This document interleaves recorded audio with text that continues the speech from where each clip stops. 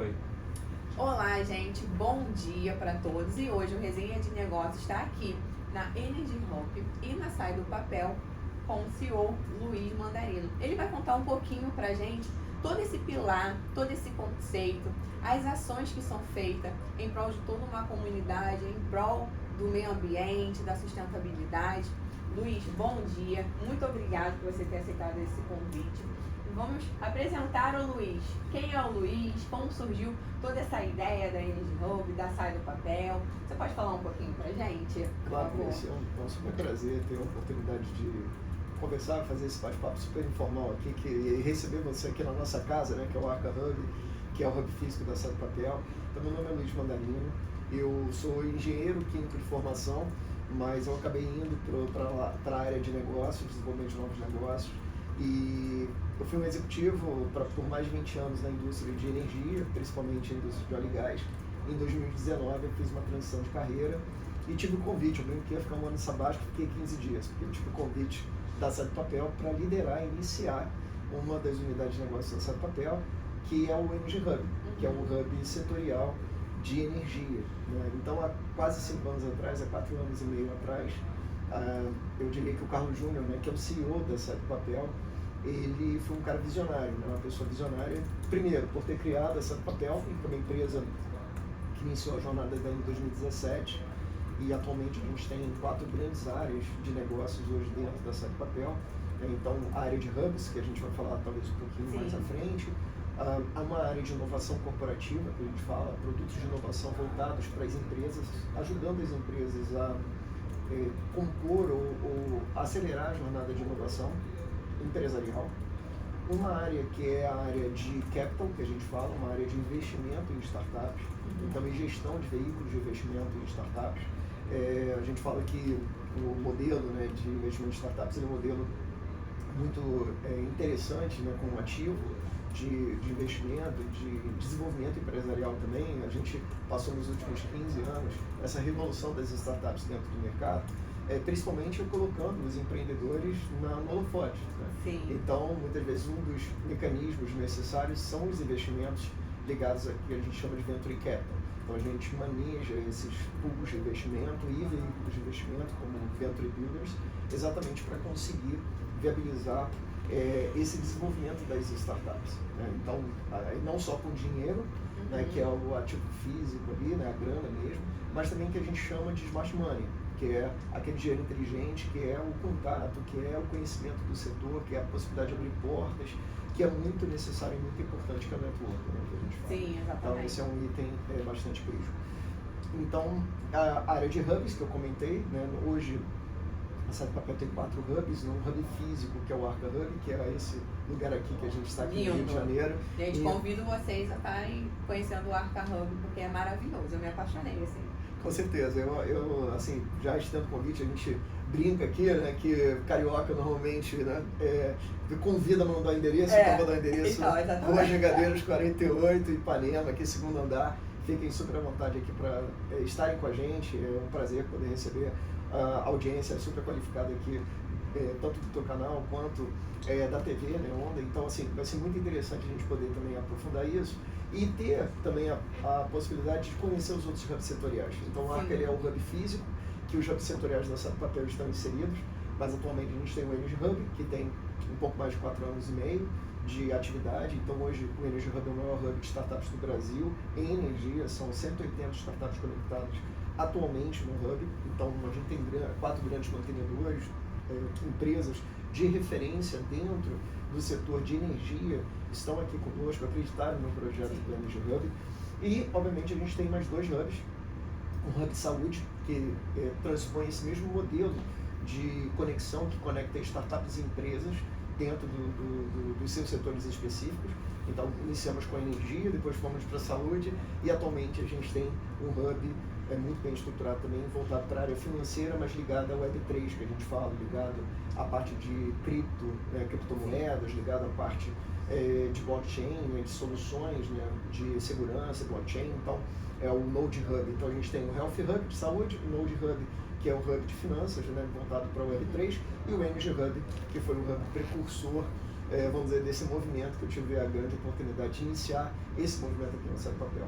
E a última unidade de negócios é uma unidade de consultoria para startups, que atualmente é uma empresa, que é a CA2 Consulting, que ela trabalha muito as duas principais que as startups e as pequenas empresas possuem muitas vezes, que é vendas e marketing, como é que a gente estrutura esse processo, esses canais de venda e marketing, a parte de RH e governança, como é que a gente organiza também a parte toda de aquisição de talento, gestão e retenção, e também a parte voltada, por exemplo, para a governança, cap table, que a gente fala, a organização do capital social da empresa, e uma última disciplina que é muito importante também hoje, que é a parte financeira, como é que você gere as finanças da empresa, como é que você organiza as finanças, como é que você estrutura, né, o processo financeiro da empresa, que passa também por captação, passa também por adequações, né, de busca, né, de linhas de fomento, por linhas empresariais, por exemplo, e bancárias, né,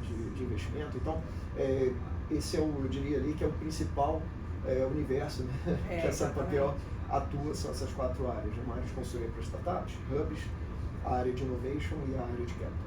Nossa, legal. E essa parte de finanças é muito importante, né? Principalmente porque vocês dão um apoio, né? A gente pode colocar assim, a empresa que está numa incubadora, né? Vamos botar assim, e ela está saindo, né? Então vocês estão todo aquele amparato, todo aquele apoio para eles poder subir cada degrau, os pés no chão, né? Direitinho, certinho, conforme manda as orientações e as mentorias e consultorias dadas aqui dentro das empresas, né? Perfeito. Isso é muito legal. Isso é um ponto que você colocou muito interessante, porque na prática, muitas vezes o empreendedor, ele é uma pessoa, como você falou, uma pessoa visionária, mas muitas vezes ele é uma pessoa também muito sozinho. Sim, ele não tem um ponto de apoio, Exatamente. né? Às vezes ele não tem uma referência, alguém, porque ele está, às vezes, iniciando algo que o mercado ainda não existe no mercado. Então, ele, muitas vezes, ele se sente muito sozinho. Então, você poder ter uma rede de suporte, como você falou, com pessoas, empresas, né? E aí a gente fala muito que o processo, né, de construção disso, ele passa por conhecimento, né? Você conseguir ter uma criação da possibilidade de você conhecer aquela pauta, aprofundar o conhecimento daquele setor. Por isso os hubs, né, normalmente são muito interessantes, muito importantes nesse processo, mas também uma pauta de networking, né, de conexão. Sim. Então, praticamente o empreendedor ele precisa disso como combustível para colocar o negócio dele para frente. Ele precisa de conhecimento e conexão e networking para fazer acontecer. Tudo, né, que vai vir são outros insumos que vão ajudar ele, mas esses 2 insumos são críticos e fundamentais. Às vezes a gente acha que, principalmente no meio de startups, a startup falha ou ela tem dificuldade de conseguir fazer, ou ela não consegue avançar no mercado por causa de dinheiro. E às vezes não é isso, às vezes é um problema muito de conexão, de conhecimento, de validação, de entender se aquele mercado está no momento certo, na hora certa para receber aquele produto e serviço. Então, isso é muitas vezes um ponto importante, né, crítico. Sim. E você está, obviamente, conectado a empresas que podem te dar esse suporte, é algo muito interessante. A gente fala, por empreender, né, a gente comenta já que é muito duro, né, muito difícil. Se a gente quer fazer tudo sozinho, principalmente a chance da gente realmente ter uma dificuldade de conseguir implementar isso é muito grande. Então, assim, você, já junto com várias pessoas te ajudando, já é complicado, você imagina de alguma forma você sozinho. Então, assim, não fiquem sozinhos, né? Procurem alternativas. A Sai do Papel talvez seja uma dessas alternativas para a gente poder auxiliar dentro de cada um desses setores, de cada uma dessas perspectivas, das empresas que querem aprofundar e acelerar a jornada de inovação. Então, a gente tem aí hoje um grupo de soluções, né, que podem vir ajudar o empresariado. E assim, já tem até estatísticas, né, que os empreendedores, eles têm, vamos botar um prazo de 2 anos para se manter no mercado, né? Se passar esses 2 anos ele conseguir se manter no mercado, porque realmente ele está no caminho certo, né? E se não for, porque acontece muito, né? Porque empreender, Luiz, realmente é árduo, né? O caminho que você tem que ter, eu diria, mais do que todos esses outros elementos, é ter um propósito muito forte, Isso, né? Você tem exatamente. que, eu brinco que a gente que está empreendendo tem que aguentar O processo para viver o propósito. É isso, exatamente. E muitas vezes é um pouco isso, a gente vai entregar muitas vezes 2, né, como você falou, 2, 3, 4, 5 anos da nossa vida, que eu falo muito do custo da oportunidade para o empreendedor. Tudo na vida da gente tem um custo de oportunidade, que você está trocando por uma expectativa. Empreender é um pouco isso, né? Você está construindo, né, tirando, né? Tanto é que o propósito dessa papel é tirar os sonhos do papel, é literalmente isso, né? E o Energy Hub é fazer essa alavanca, né? Alavancar a inovação, conectar os agentes, atrair talentos e também empoderar essas startups, esses empreendedores. Então, isso de alguma forma nos move, né? E o caminho, como você falou, ele não é simples, né? Para você poder fazer. Existem altos e baixos do próprio mercado, muitas vezes existem dificuldades, né, que acontecem quanto a isso. Então, você tem que ter isso muito, muito claro para você, de que você vai investir esse tempo, que é o recurso, né, que a gente fala mais, eu diria ali, mais custoso, né, mais caro que a gente tem. A gestão do tempo, né? Exatamente, para que você consiga de alguma forma realmente colocar a tua visão, colocar esse propósito em prática, né, fazer com que ele aconteça. E aí a gente fala muito isso pode levar 2 anos, 3, 5, mas se você está motivado para que isso aconteça, não tem como você não conseguir ter sucesso. Né? Então eu acho que você tendo essa resiliência, construindo essa resiliência que a gente fala, eu brinco que o empreendedor ele é mestre em aceitar não e a procura do sim, né? Então a quantidade de não que a gente recebe é muito grande, mas você tem a mentalidade de querer receber aquele sim, em algum momento você vai receber. Eu acho que esse é talvez o principal ponto. E assim, e o não que você recebe, pelo menos eu tiro por mim, tá? O não que eu recebo é como se me desse mais força de acreditar mais no meu projeto e que sim, eu sou capaz e eu vou. Hoje eu tenho 10 não para um sim, vamos botar assim. Perfeito, mas eu vou conseguir o meu segundo sim. Não é porque aqueles 10 não vai fazer eu desistir ou eu me desmotivar. Não, é porque eu tenho que ir e eu vou conseguir o meu objetivo, né? Esse é o propósito de todo empreendedor, né? Perfeito, Eu brinco que assim, a gente tem uma expressão normalmente do empreendedorismo que todo empreendedor ele tem um fio de cabelo, ele puxa o fio de cabelo e vem um cabelo, mas o que ele quer é puxar e vem uma peruca, né? É um pouco isso. Então todo empreendedor busca exatamente essa questão, ele não tem a certeza de que aquilo ali vai dar certo ou não, mas ele tem um sentimento, eu diria que é quase assim um feeling, né, algo que está ali dentro do âmago dele, né, dentro do coração, às vezes do estômago, né, que aquilo não, eu tenho certeza que aquilo ali vai dar certo, então, e de alguma forma ele vai buscar uma alternativa de viabilizar com que aquilo ali aconteça, né? Eu acho que essa que é a grande beleza do empreendedorismo, né? É exatamente isso, é você mover com o espírito, né? Você mover com a expectativa, até mesmo dentro do nível ali de uma fé, né? De você acreditar. Sim. Então eu acho que esse talvez seja uma das características humanas mais interessantes, né? Mais talvez que movem todas as outras, né? Esse processo, né, da fé e da coragem, né? De você de alguma forma colocar a partir dali você conseguir aplicar isso, porque todas as outras virtudes vêm provavelmente a partir dessas duas virtudes. É o ser forte e corajoso. Isso. E seguir em frente, que no final dá certo. Luiz, conta um pouquinho pra gente o conceito, os pilares e a missão da Energy Hub, assim também como a do Sai do Papel. Perfeito. Como eu tinha comentado um pouquinho antes, na Sai do Papel a gente tem muito esse propósito de tirar os sonhos, né, do papel, literalmente. A empresa começou em 2017 como uma aceleradora de startups, que a gente fala, early stage. Então, o empreendedor muitas vezes tinha uma dificuldade de pegar aquela sua ideia e organizar isso num processo. Então a gente fala que empreender não é freestyle, né? Não é, eu acordei aqui, quero empreender, não. Tem metodologias para fazer isso, tem formas de fazer isso que já estão, eu diria, validadas no mercado. Existem metodologias estruturadas para que isso aconteça. Então, desde a busca e validação daquela tua ideia, para você ter a certeza que aquela ideia tem mercado. Porque muitas vezes você tem um sentimento de que aquela ideia é boa, porque você está olhando ali um problema, que muitas vezes é um problema que reflete na sua vida, é um problema que você passou, ou um problema familiar, ou um problema de saúde, ou um problema que você enxergou com outras pessoas, e aquilo ali, fala, poxa, eu tive esse problema, você conversou com uma outra pessoa que teve o mesmo problema, poxa, isso parece que tem um mercado conectado a esse problema. Então, na prática, o empreendedor ele sempre busca entender o problema, avaliar um problema e não uma solução. Né? Então, a gente fala muito isso hoje dentro do mercado de inovação, que a gente precisa se apaixonar pelo problema e não pela solução. Porque a solução ela pode mudar ao longo do tempo. Porque o mercado muda. Sim. E hoje cada vez mais rápido. Cara, tu dorme e acorda já com algo já diferente. deu uma pirueta, né? Já tem outras coisas acontecendo. Então, você entender que aquele problema é um problema que te motiva a levantar todo dia da cama, talvez seja a força mais importante e a força motriz desse processo. Porque a partir dessa questão, eu estou apaixonado para resolver o problema da saúde, por exemplo, da fome, o que for, né? Pode ser uma coisa muito grandiosa, mas você vai começar pequeno dentro desse processo, vai começar dentro da tua visão, de como é que você pode fazer para que essa solução ao longo do tempo possa ser avaliada e validada, que a gente fala, e aí a partir sim, no momento que eu validei, eu vou construir o que a gente fala de mínimo produto viável, né? A forma de você testar realmente se aquilo ali está aderente àquele mercado.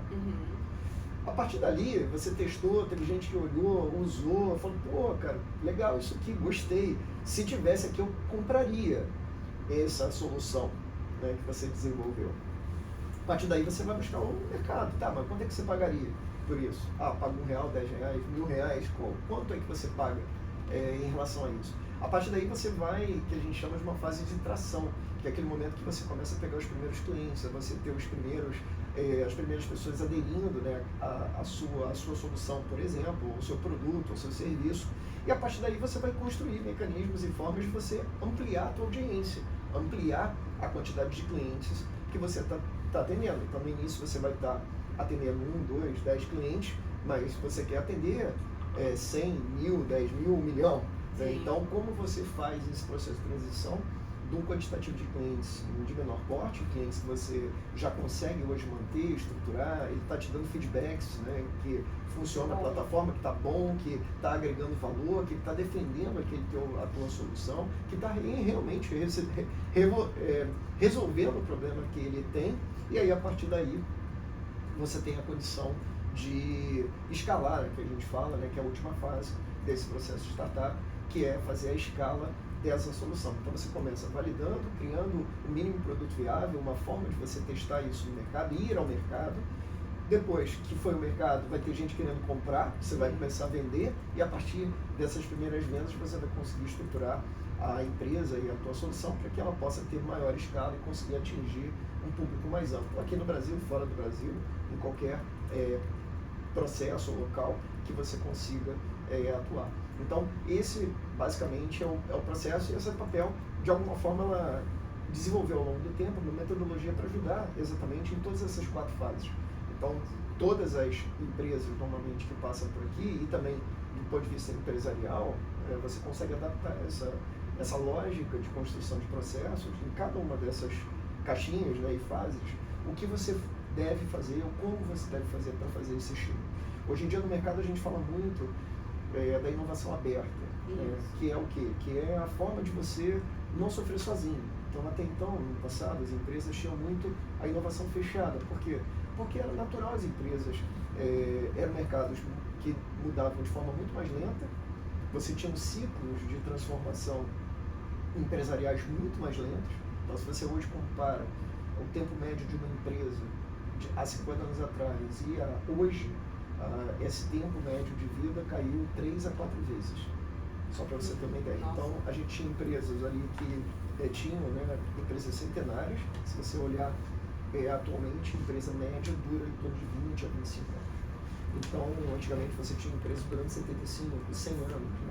Então, isso demonstra o quão as mudanças de mercado e quanto a digitalização acelerou esse processo de mudança do consumidor também. O consumidor está diferente do que ele estava, eu diria ali, há 70 anos atrás. Se a gente falar que talvez há nem 20 anos atrás, né? A gente não tinha o smartphone, a gente usava ainda o telefone de escano.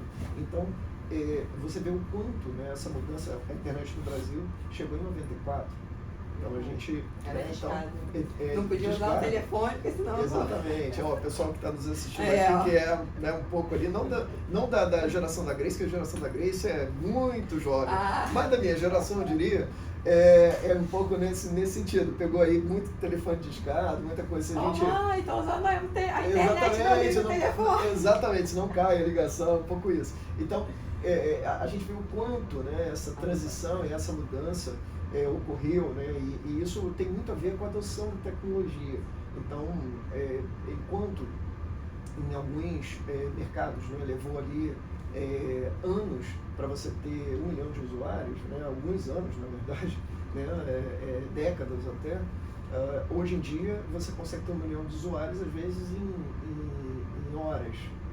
Em minutos, porque você de alguma forma tem hoje uma plataforma digital desenvolvida com a possibilidade de você acessar o mercado de forma muito intensa, que antes você de alguma forma não conseguia pelos meios de conectividade, os meios digitais que hoje o mundo de alguma forma tem. E nessa questão da inovação e tecnologia, como a Energy Hub, assim como a Sai do Papel, ela vê essas tendências? Como que ela atua com essa questão? Porque como realmente a gente estava falando, né? A gente está aqui agora conversando, mas a tecnologia e a inovação já está ali, já atualizando. Quando a gente sair, já tem alguma coisa nova, né? De diferente no mercado. Como que você vê isso dentro da empresa? Isso é um ponto muito interessante, porque assim, a Sai do Papel ela é uma parceira de dezenas de empresas, centenas de empresas, nesse sentido desse processo da inovação, de aproximar as perspectivas de tendência e ver o que está, eu diria ali, meio que no estado da arte desse processo. Muitas vezes, quem está executando isso hoje, quem está tentando, né, de alguma forma, desenvolver soluções ligadas a essas tendências. Vou te dar um exemplo, né? A gente, pela característica tanto dos investimentos que a gente faz em startups, quanto em relação aos hubs, principalmente, nós temos hoje um quantitativo de startups muito conectadas a gente. Então, dando um exemplo, no caso da área de capital, a gente faz um processo que é um investimento que a gente chama muito setorial. Então, são diversas startups em diversos setores. Então, tem energia, tem saúde, tem finanças, tem turismo, tem saúde, tem alimentação, tem vários setores ali dentro disso e agro que buscam trazer soluções inovadoras.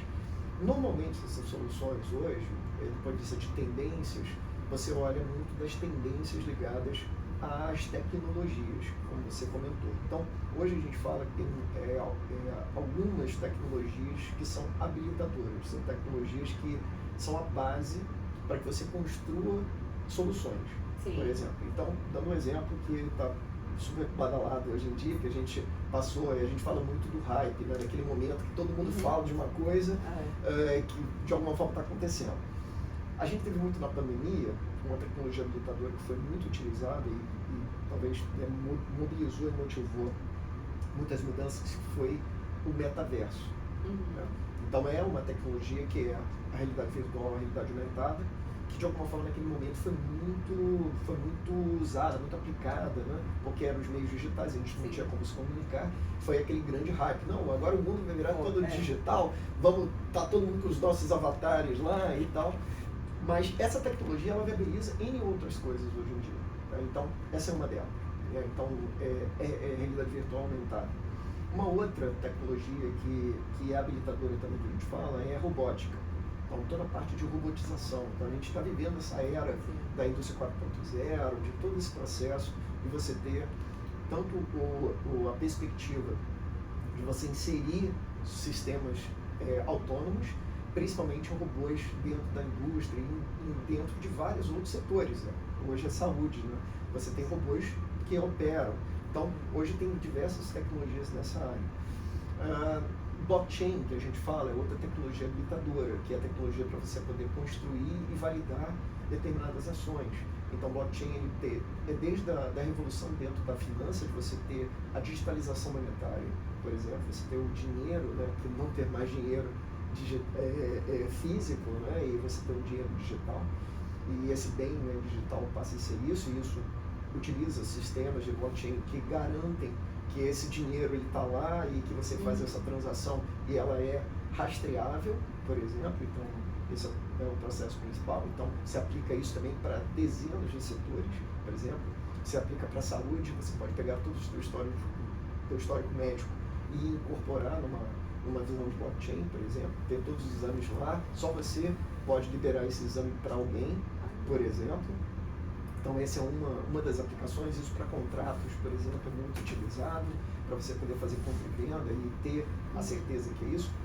Uma obra de arte, você conseguir validar que aquela obra de arte é daquele artista. Então, a tecnologia ela pode se aplicar em diversas demandas, por exemplo. Manufatura aditiva, que a gente fala, então manufatura 3D, impressão 3D, a gente viu essa popularidade de você conseguir construir e descentralizar a forma da gente poder produzir qualquer material físico. Isso é uma revolução quando a gente fala, por exemplo, de exploração espacial, de várias coisas, porque você muitas vezes não precisa levar mais aquele produto, aquela peça para um outro lugar. Você pode, ao invés de transportar, você pode imprimir aquela peça naquele lugar. Você imagina você imprimir uma casa, hoje em dia já tem tecnologia que você imprime em casa, você não precisa mais construir do modo tradicional. Você demorava um ano para reformar uma casa, construído faz em horas. Em horas, exatamente. Então esse é um item muito interessante, né, que hoje tem evoluído. E essa questão da impressão, ela vai até no limite hoje, que é a impressão de alimentos. Você imagina isso, né? Você imprimir um alimento, é um pouco daquelas programas de ficção científica, né, que você aperta o botão lá, né, os Jacksons, ou então o pessoal lá da Jornada das Estrelas, né, que você apertava o botão e materializava ali a comida. É um pouco isso. Hoje em dia você já tem impressão de comida acontecendo, né, e sendo desenvolvida. Então você tem muitas tecnologias, né, que estão, e obviamente eu deixei por último aqui, não menos importante, ao contrário, que eu acho que entrou no nosso dia a dia, que é a inteligência artificial, né, que talvez seja a grande tecnologia habilitadora hoje, né, como um todo, que está revolucionando dezenas, né, eu diria, de setores e a vida da gente. Então, a gente achar que um ano atrás ainda não tinha, né, não existia a IA generativa, que a gente fala, que é o ChatGPT, é o Gemini, é o Copilot, né, são essas marcas hoje que tem aqui, e hoje centenas de outras marcas utilizando essa metodologia e esse tipo de tecnologia. É muito difícil hoje em dia. Qualquer pessoa, desde o empresário até quem está ali, vai lá e digita lá, como é que eu faço isso aqui, né? Então, também está mudando o hábito, né? Antigamente a gente fazia isso no buscador, né? Fazia isso num local que ia fazer uma busca ativa na internet. Hoje em dia a gente está mudando o hábito nosso, né? De busca e procura, né? Está conseguindo de alguma forma utilizar esse assistente virtual para aumentar a nossa produtividade, buscar aumentar a produtividade. Então, esse tipo de ação e as tecnologias também impactam, né? Então, a mudança do consumidor impacta a tecnologia também impacta a mudança do consumidor. Então, eu acho que é bem nesse sentido que a gente estava comentando. Então, assim, hoje eu vejo que... E isso não é somente para grandes empresas. Então, essa democratização, eu acho que o grande, se a gente pensa falar, acho que a democratização do uso da tecnologia, ela trouxe uma mudança assim, sem precedentes dentro do ambiente empresarial. Hoje em dia você consegue acessar ou gratuitamente com um custo muito baixo tecnologia que só antigamente as grandes empresas conseguiam utilizar. Então hoje você tem um recurso na tua mão de poder computacional. Se a gente pensar que o homem foi na Lua, né? Foi a primeira, né? A Lua em 69, que o poder computacional do celular era maior do que foi os computadores que fizeram isso acontecer naquele momento. Você imagina, né? O que hoje a gente consegue fazer com esse equipamento com a gente. Então, eu acho que essa talvez seja a grande mudança, né, que a gente teve, que foi essa democratização do uso da tecnologia. Hoje em dia, todo mundo tem acesso no nível de pessoa física ou jurídica, de tecnologias para poder melhorar e gerir melhor o seu dia a dia. Sim, verdade. Luiz, como que a Energy Hub, assim como a Sai do Papel, ela atua nas ações sociais? Hoje se fala muito no ODS, né? com a questão da sustentabilidade, tem os 17 pilares, né, que é voltado, né, não só à inovação, mas hoje também se fala muito na questão da ODS. Como que a empresa ela atua em cima? Vocês têm comunidades de ações sociais? Como que é feito isso? Você pode falar um pouquinho pra gente? Claro, assim, esse movimento do ISG, né, que a gente fala, né, que é do movimento de meio ambiente, social e governança, ele cresceu muito nos últimos anos, aí, principalmente na última década, porque foi visto claramente que empresas que lidavam com o social, desenvolviam soluções voltadas para a sociedade, tinham um resultado econômico maior. Então não foi só por causa da ação de desenvolvimento efetivo, né, daquela sociedade, daquela comunidade, mas também tinha uma causa e efeito importante na questão do valor da ação. Então, isso aconteceu no mundo todo e grandes empresas hoje que têm valores de mercado superiores, hoje quando você compara empresas que não têm práticas de ESG e empresas que têm prática, normalmente as que têm prática têm valores superiores de ação em relação a outras empresas. Especificamente aqui nessa papel, a gente vem fazer um trabalho que é, principalmente aqui dentro do ARC, um trabalho para a gente poder ancorar essa visão do empreendedorismo social, que é um pouco da nossa missão. Né? A nossa missão é o empreendedor, a gente está conectado ao empreendedor, a gente nasceu assim.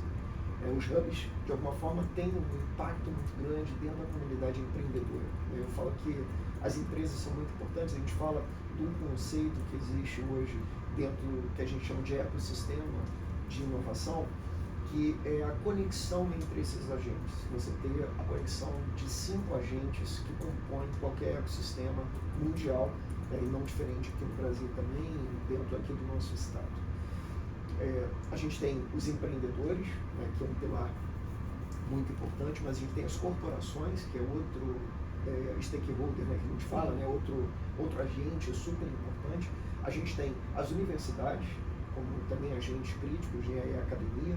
Temos o capital de risco, a galera que vai investir, são os investidores, né, que vão também pegar aquelas ideias e colocar e entender como fazer aquilo ali, gerar recursos, né,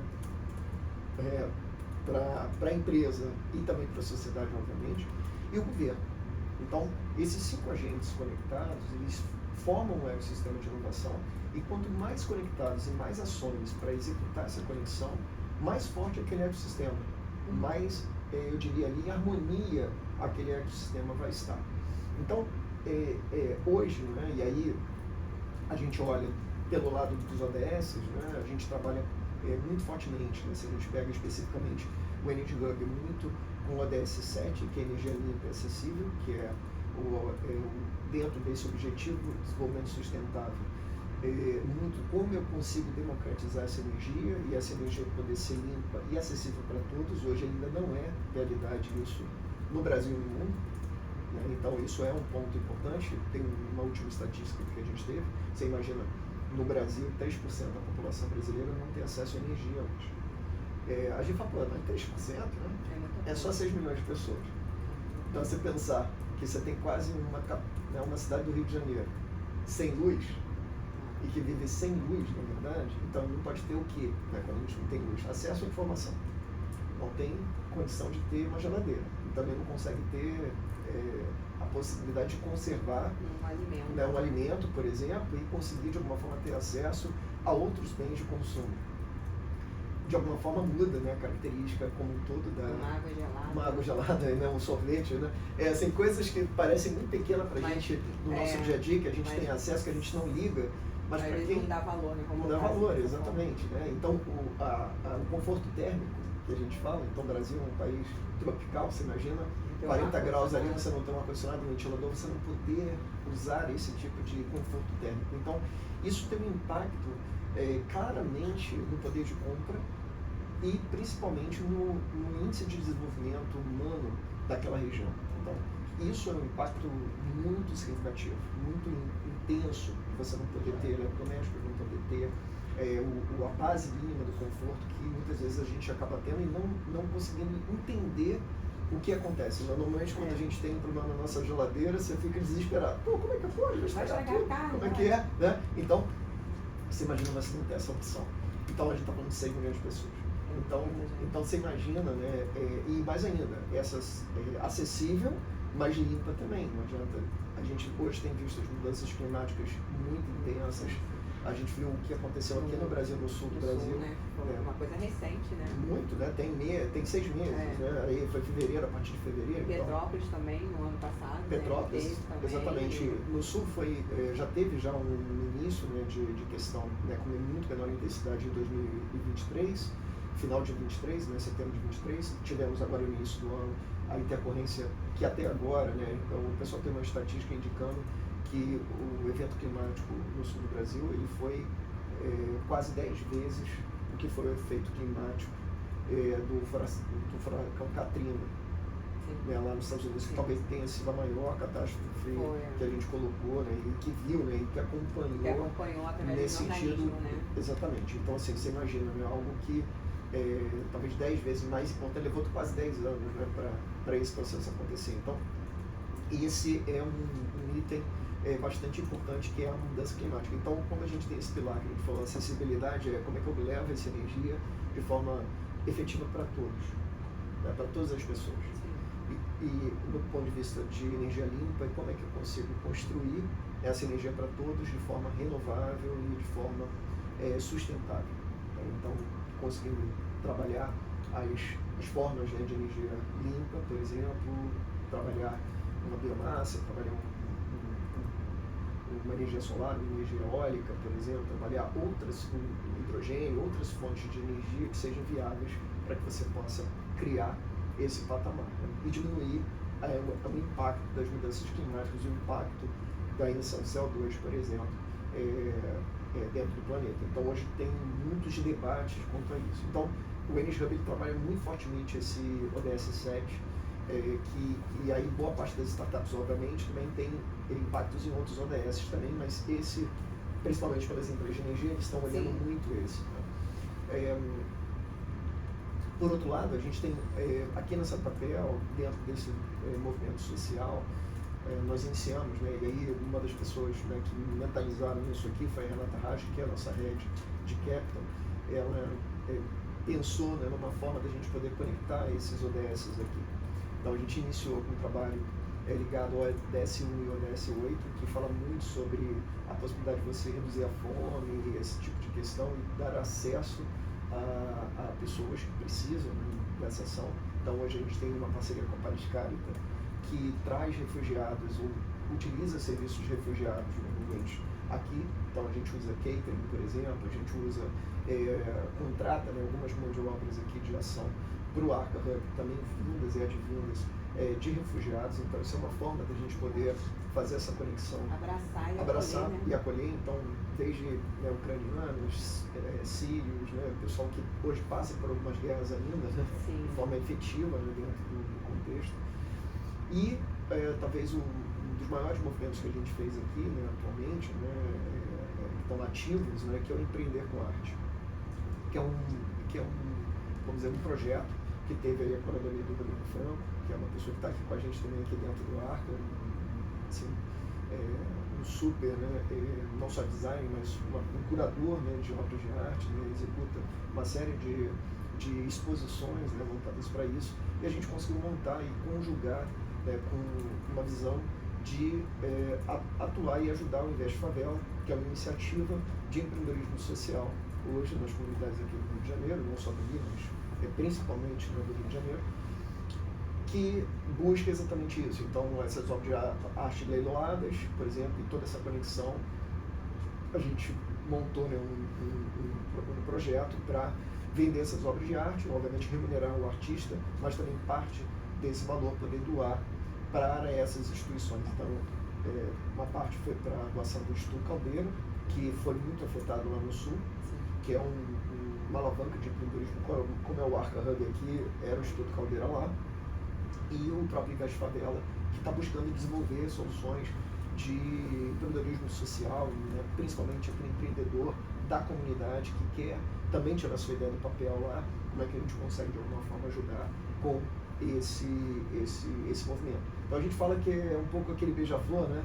Lá eu estou fazendo a minha parte, né? A gente de alguma forma está buscando apagar incêndio, né? Mesmo que seja um pouquinho de cada vez, mas eu acho que é um pouco isso, né? Então, dessa visão a gente busca fazer essa conexão dessas ações muito nisso, né? E dar oportunidade para que os empreendedores, os artistas possam também usar a nossa casa aqui, que é o Arca, expondo as suas obras. E assim, são iniciativas, né, que realmente você consegue tirar a pessoa daquele meio ali, daquele convívio, consegue estar abrindo a mente, a visão dela, ela consegue se ver, se enxergar de fora. Porque às vezes muitas das vezes a pessoa que ela mora em comunidade, ela se sente que eu não sou capaz de ser um empreendedor, eu não sou capaz de chegar numa faculdade, eu não sou capaz de poder estar trabalhando numa empresa grande ou numa multinacional, fazer uma faculdade. E pelo que você está passando, isso aí é um apoio que a empresa ela dá, é um resgate, vamos botar dessa forma. Sim, você é capaz, sim, você pode, sim, o poder está com você, vamos tirar essa... Exatamente. Esse ponto que você falou é um ponto muito interessante, porque eu acho que quando a gente começa a lidar com o empreendedorismo social, a primeira coisa que a gente precisa tratar é exatamente a mudança mental do empreendedor, que é um pouco isso, né? Porque muitas vezes o empreendedor que está numa comunidade, ele foi falado para ele desde quando ele nasceu que ele não ia conseguir fazer, ele não ia. Assim, aquela cultura ali, eu tenho, né? Vamos botar assim, não dá, você vai ser minha isso. mãe é quase secretária do lar, então você tem que ser secretária do lar. É quase assim, ó, cara, o teu destino é esse. Exatamente. E a gente tem, e é interessante isso, porque a gente tem várias referências de que não é dessa forma, na prática. O principal parâmetro crítico é você conseguir demonstrar que é possível, que você pode mudar a tua mente, que você pode fazer diferente, que é viável fazer isso. Você tendo realmente, e aí talvez o principal ponto, que eu já ouvi alguns empreendedores sociais, pessoas que hoje são pessoas de sucesso, que conseguiram vencer, furar sua bolha, né, que a gente fala. Todo mundo vive numa bolha, de tamanhos diferentes e cores diferentes, mas todo mundo vive na sua bolha muitas vezes. Mas no caso deles, eles conseguiram furar essa bolha muito por uma característica, que é ele se conectar com pessoas que podem mudar a realidade dele. Então, e o conhecimento. Então, volto um pouco a falar. Conhecimento e networking são as duas ferramentas principais. É o casamento, vamos botar assim, né? Principais para você poder mudar qualquer realidade. Qualquer realidade. Então, conhecimento e networking. Você estudar, você poder mudar, abrir a tua mente, entender como é que é aquilo, e que você está ali, mas você não é aquilo. Então, você está numa condição, mas você não é aquela condição. E segundo, né? Você se conectar com pessoas que podem mudar a tua realidade, podem abrir portas para você. Então, esses dois elementos conjugados são elementos muito potentes para você mudar uma realidade. Então, aqui essa papel busca muito isso, né? O Energy Hub em si, eu acho que a força do empreendedorismo está nisso, né? De como a gente consegue confiar e colaborar e confiar. Qualquer sistema de inovação, qualquer processo, ele busca também conjugar esses dois elementos. Quanto mais confiança, mais colaboração. Quanto mais colaboração, mais confiança. O Brasil ele tem uma dificuldade de confiar. Então a gente tem que mudar essa realidade, né? De que a gente tem que dar o primeiro passo da confiança, para que essa confiança se reverta em colaboração, e essa colaboração vai reforçar o processo de confiança, para que você possa desenvolver ações conjuntas e possa desenvolver outras iniciativas. Então, assim, qualquer ecossistema mundial que hoje é muito bem estruturado, tem isso, ele tem esses dois pilares muito fortes, né? Conhecimento, networking e confiança e colaboração. Então, esses quatro elementos, né, juntos, né, conjugados, eles fazem realmente a possibilidade de a gente mudar. O Brasil ele é um país que reúne características ímpares mundiais, porque a gente é um país que tem uma característica de um povo muito diverso, um povo que tem, né, uma mistura cultural muito interessante. São poucos países, né, mas são todos os países do mundo que tem essa confluência. Tem um mercado enorme, então a gente é a 12ª economia do mundo, a gente tem um mercado consumidor, o maior mercado da América Latina, um dos 5, talvez 7 maiores mercados mundiais, então de população é mais ou menos por aí também, nona, 10ª população mundial. Então, assim, a gente hoje está num posicionamento de mercado, mercadológico, muito potente. E por essa diversidade e tendo um mercado como a gente tem muitas dores ainda, porque a gente é um mercado ainda em desenvolvimento, a gente é um país em desenvolvimento. Então você pensar que até nem 10 anos atrás, talvez há 5 anos atrás, de 5 a 7 anos atrás, o Brasil ainda tinha 40 milhões de pessoas que não tinham uma conta bancária. Você imagina o quanto de oportunidade você pode ter para desenvolver serviços financeiros e possibilidades. Tanto é que a gente teve a revolução das fintechs, os grandes unicórnios ligados a essa área, com bancos digitais.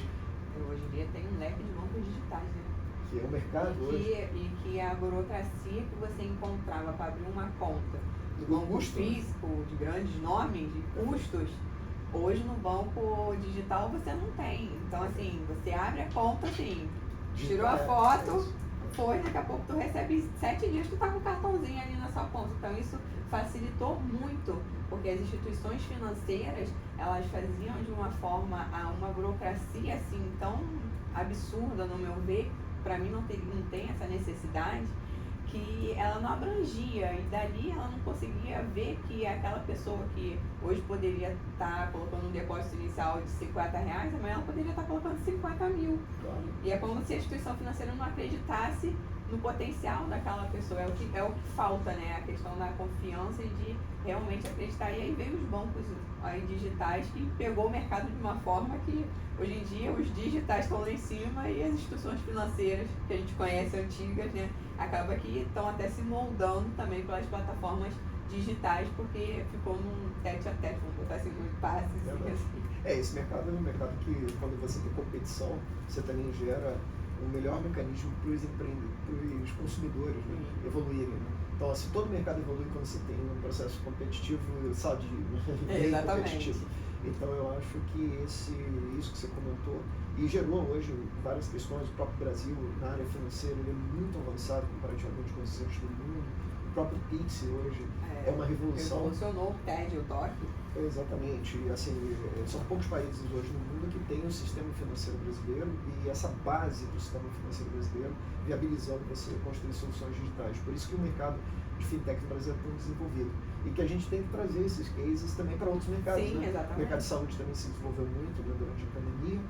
O mercado, agora, a gente aposta muito, né, nisso, né? Obviamente também é difícil de eu falar, estou puxando a brasa para o meu lado, que é o mercado de energia.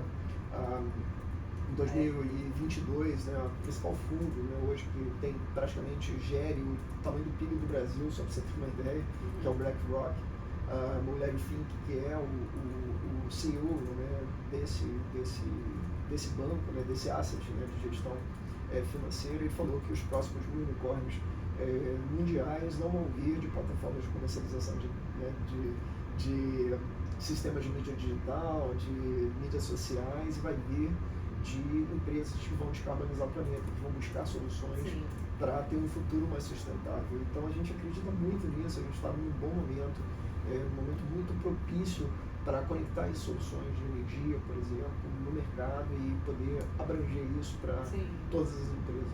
E a gente tem, hoje a gente, voltado para a energia, a gente tem as placas solares, né?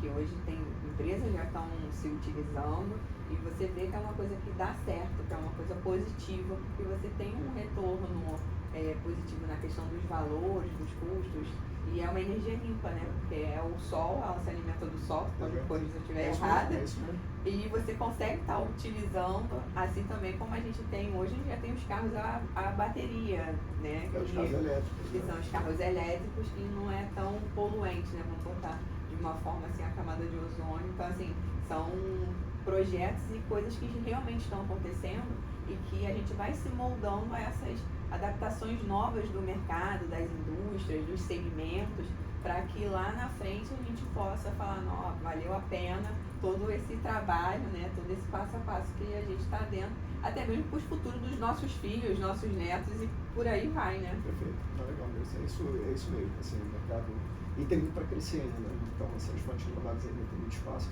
Estatisticamente, hoje no Brasil, a geração solar, ela em relação à energia elétrica, é a terceira fonte hoje, já no Brasil, né? Então tem um crescimento muito grande. Mas quando a gente põe ela em relação a energias como um todo, ela cai ali para 3%, 4%. Então a gente tem um espaço muito grande crescer não só a energia solar, e o Brasil tem uma matriz muito limpa hoje mundial, é a matriz mais limpa hoje no mundo, é a matriz brasileira. No ano passado bateu 93% da energia elétrica consumida no país e gerada no país foi de fontes renováveis. E hoje, quando a gente compara a energia como um todo, que aí insere transporte principalmente, e a indústria, que ainda tem muita base fóssil, dentro disso que a gente fala, então usa muito petróleo, usa muito diesel, gasolina para mover os transportes, isso cai para 50%. Então, assim, a diferença é no mínimo 2 vezes, eu brinco que é o 7-1 do Brasil em relação ao mundo, né? Se a gente botasse no futebol, o que aconteceu, sim, na área de energia renovável. O Brasil está muito à frente do melhor país, ou do país mais melhor, né, estruturado para esse tipo de ação. Porque a gente tem hoje uma matriz extremamente limpa, com um tamanho, né, de país muito significativo. Então, eu diria assim, o desafio para você fazer isso num país de 2 milhões de pessoas é em relação a um país de 220 milhões de pessoas.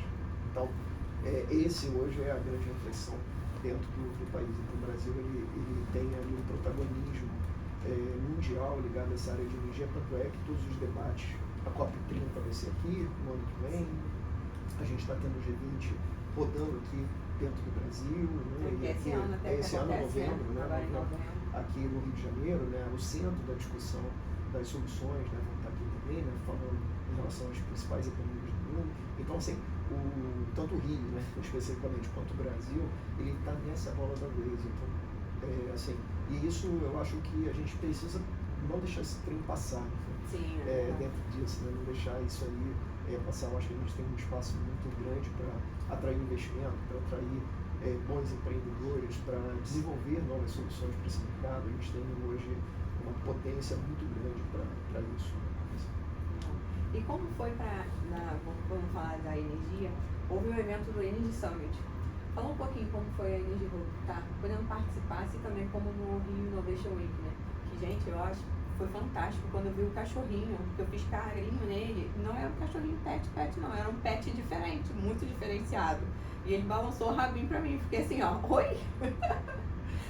Será que o meu pet de pelinho vai ser trocado por um pet assim, gente? Exatamente, você pensar, né, que a gente falou um pouquinho, né, das tendências habilitadoras, né, das tecnologias habilitadoras, a robótica é uma delas. A gente acabou tendo uma área específica lá dentro do Innovation Week de robótica, né, de soluções ligadas à robotização. A gente muitas vezes vê muito drone, né, como esse item, para você ver esses assistentes pessoais, né, que é algo que está começando a ter muito dentro das empresas. Você ter um totem que anda, que você pergunta, com a IA generativa, então isso está ficando mais fluido, mais fácil, a linguagem natural que a gente fala. Então hoje você pergunta para o computador, ele não te responde de forma nem quadrada, ele vai te responder de forma mais humanizada.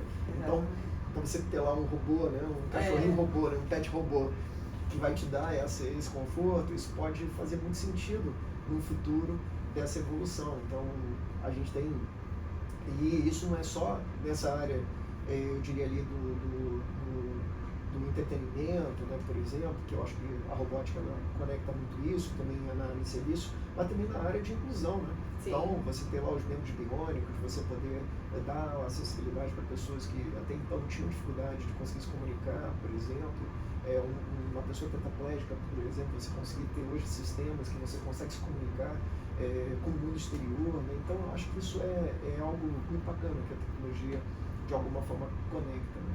E o Energy Hub hoje, né, falando aqui um pouquinho, né, dos eventos, a gente teve esse ano de 2024, talvez o ano mais emblemático de eventos de grande porte da energia no Brasil. Então a gente vai ter, né, dentro disso aqui, 3 grandes eventos, né, que ocorreram, né, que vão ocorrer no Brasil.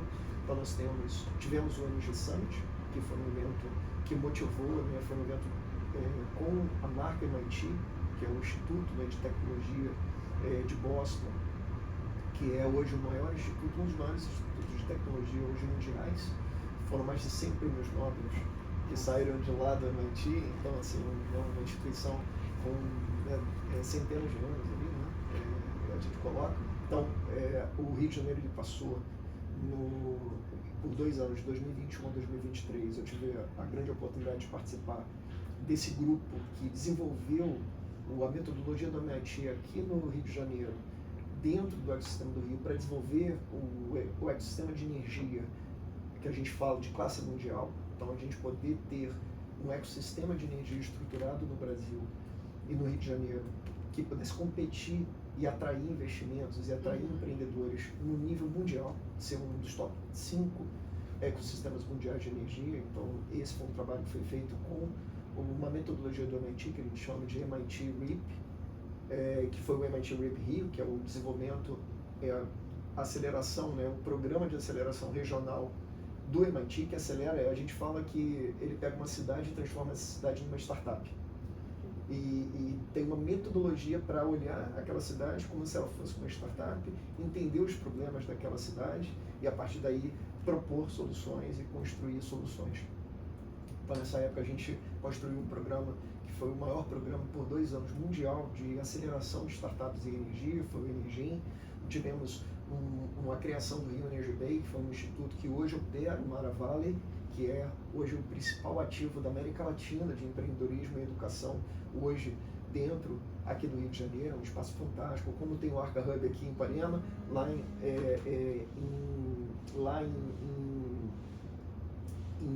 no centro da cidade, né, nós temos o Mara Valley, então é algo muito interessante, né, dessa visão, e um programa, né, de estruturação de investimentos, né, que demonstrar para o empreendedor aonde que ele consegue um mapa, né, da mina, da onde está literalmente a grana, para que ele possa acessar as granas de fomento, de ações, que foi o que a gente chama de MIG, né, que é um grupo feito dentro disso. Então, essa conjugação, né, de fatores viabilizou você trazer esse evento do MIT aqui, que foi o Energy Summit, que a gente teve a oportunidade de atuar fortemente junto, né, com empresas na área de trazer pessoas de referência para um dos palcos, né, complementares do evento, e a área de startups. Então, nós tivemos 30 startups da área de energia expondo durante os 2 dias de evento. Tivemos como você falou, né, o Renovation Week, que é um grande festival, foi um evento para mais de 185 mil pessoas, só a área de energia, que foi o Energy Hub Summit, que é a conferência do Energy Hub. Nós tivemos 7 mil pessoas lá participando, né, durante 40 horas de conteúdo, mais de 90, 110 panelistas, né, participaram, mais de 60 startups. Então, nós tivemos ali um evento muito bacana.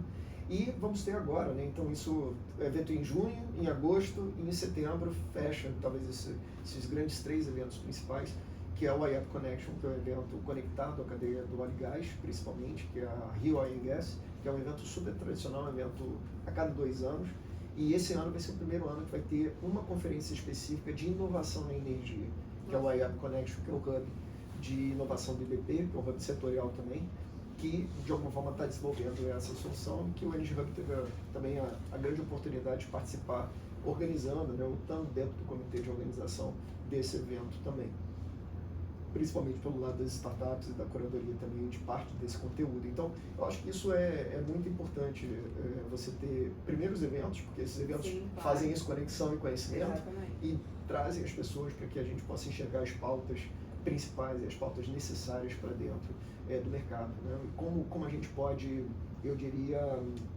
evoluir, né? Dar o próximo passo, quais são as principais tendências, as oportunidades, os desafios, porque no momento que você pega e coloca as pessoas juntas, você consegue criar esse momento de mudança, né? O que é preciso mudar, o que é preciso fazer para que essa mudança aconteça. Porque onde está um grupo, né, a gente vai conversando e aí vai surgindo e fala, não, se a gente mudar assim, se a gente fizer assim, e aí vai juntando, vai lapidando, né, igual o diamante, né? A gente vai lapidando e aí sai o diamante ali, a joia rara, né, vamos botar dessa forma. Luiz, para a gente poder finalizar aqui a nossa entrevista, qual mensagem você deixa, você como empreendedor, para aquele empreendedor que quer sair do papel, vamos botar dessa forma, que tem um projeto, não sabe como tirar, como atuar, como rabiscar, como você orienta esse profissional que está ali escutando a gente? Qual a mensagem, um conselho que você dá? Legal. A gente fala que, assim, como a gente estava falando, né, falou um pouco na entrevista, empreender, ele exige que você coloque, talvez, a primeira força principal é o propósito, né? Você realmente está motivado para pegar aquilo ali e fazer acontecer. Eu utilizo muito, assim, na minha vida, uma ação, né, uma visão, da gente poder conjugar 3 elementos fundamentais para que você possa conseguir construir qualquer coisa. Sim. Que a gente fala da vontade, do compromisso e da persistência. A vontade é um pouco plano, né? A gente poder ter um plano, ter um propósito, ter, né, o que nos motiva. Né? E aí, para cada pessoa é um pouco diferente isso, né? Isso toca de forma diferente. O compromisso é você pegar aquela estratégia e trazer para um nível tático. Né? Como é que você vai fazer? É botar o plano de ação em si, é você criar metas, é você conseguir realmente colocar. Então, não adianta você ter uma ideia se você não executa aquela ideia. Então, o que a gente fala muito é isso, né? Comece a executar, comece a fazer, dê o primeiro passo. Né? Então, muitas vezes a gente exercita muito o campo da criatividade, o campo das ideias, mas a gente não consegue dar o próximo passo, que é ir no mercado. A gente fica muito acanhado de ir lá e perguntar, pô, você compraria, não compraria? Você quer, às vezes, ter o produto ideal. Ele nunca vai existir, porque ele sempre vai estar em construção. Então, você tem que evitar isso e realmente botar...